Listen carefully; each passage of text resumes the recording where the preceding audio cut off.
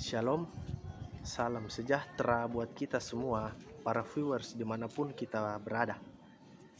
Selamat datang di channel YouTube saya, Adelson Galet. Baik, pada video pertama ini, saya akan membagikan sedikit materi tentang administrasi gereja baru. Di dalam administrasi gereja baru, terdapat 6 dimensi yang perlu buat calon pemimpin gereja di masa yang akan datang. Nah, pada kesempatan kali ini, saya akan menjelaskan dimensi yang pertama, yaitu tentang Alkitab, teologi, dan doktrin. Namun, sebelum itu, saya akan menjelaskan terlebih dahulu tentang administrasi. Kata administrasi berasal dari kata ad dan ministro dalam bahasa Latin, yang berarti melayani atau menyelenggarakan. Definisi administrasi adalah suatu proses kegiatan yang menyelenggarakan dan dilakukan oleh seorang administrator secara teratur dan diatur melalui perencanaan, pelaksanaan, dan pengawasan untuk mencapai tujuan yang telah ditetapkan. Nah, administrasi gereja adalah proses penyelenggaraan secara teratur kegiatan gereja melalui tahap perencanaan, pelaksanaan, dan pengawasan untuk mencapai tujuan penginjilan, pembinaan, dan pelayanan sosial. Administrasi gereja adalah pertanggungjawaban pemimpin gereja dalam menyediakan wadah yang tepat di mana inkarnasi firman itu menjadi kenyataan.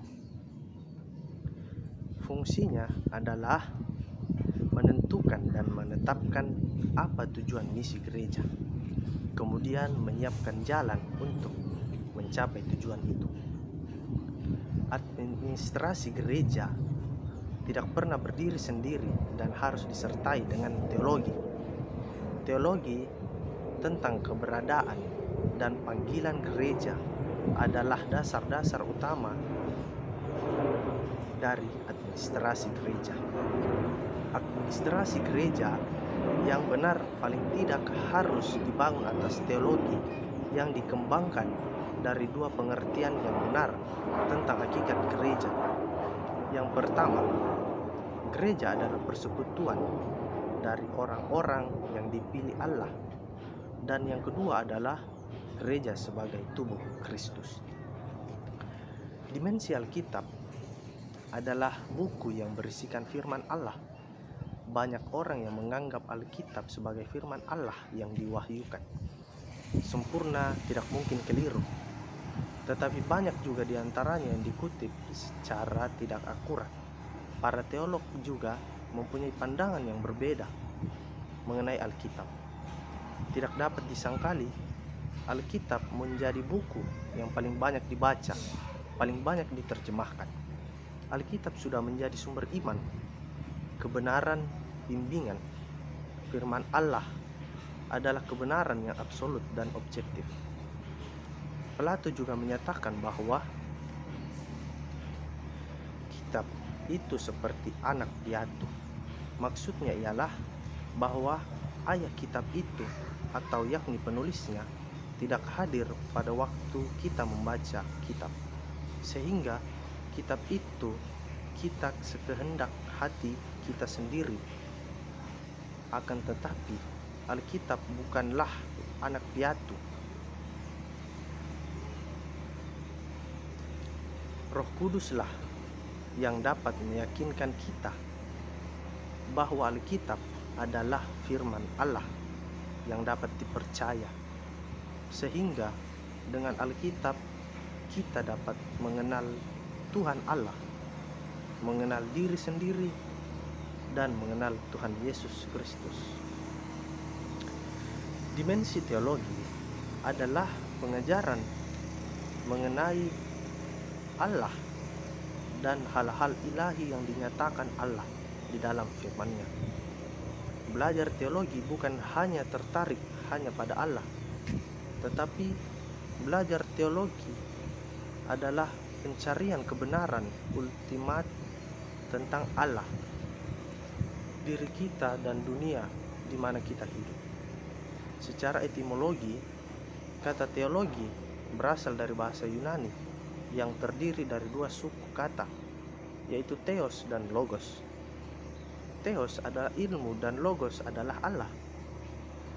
Teologi meliputi segala sesuatu yang berhubungan dengan Tuhan. Teologi adalah suatu bidang yang berusaha untuk menyampaikan suatu pernyataan yang berhubungan secara logis, yang terutama berdasarkan Alkitab, ditempatkan pada konteks kebudayaan pada umumnya, dikalimatkan dalam bahasa masa kini, dan berhubungan dengan masalah-masalah kehidupan manusia.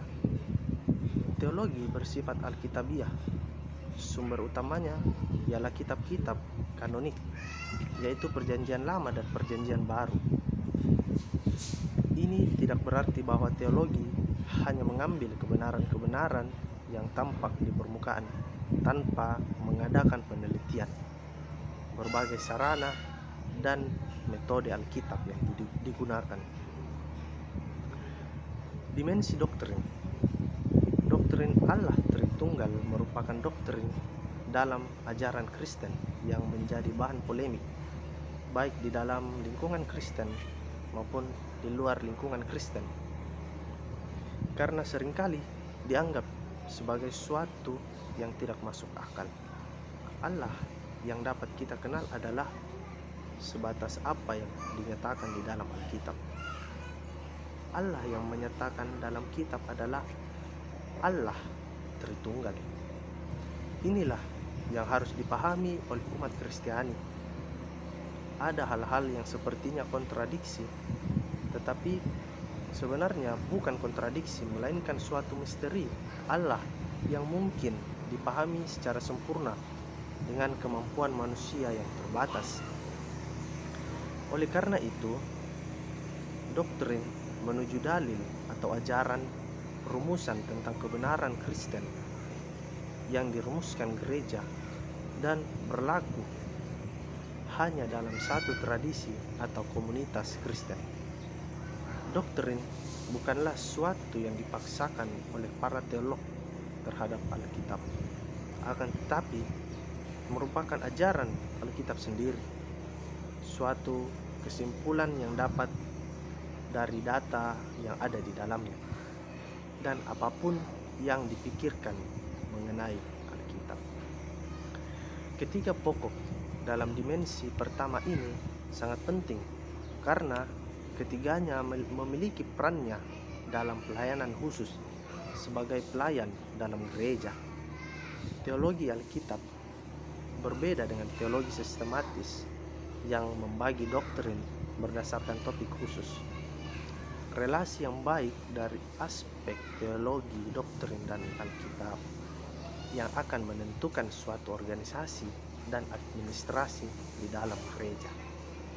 Nah, itu tadi pemaparan materi saya mengenai dimensi pertama dalam administrasi gereja baru. Sekian dan terima kasih.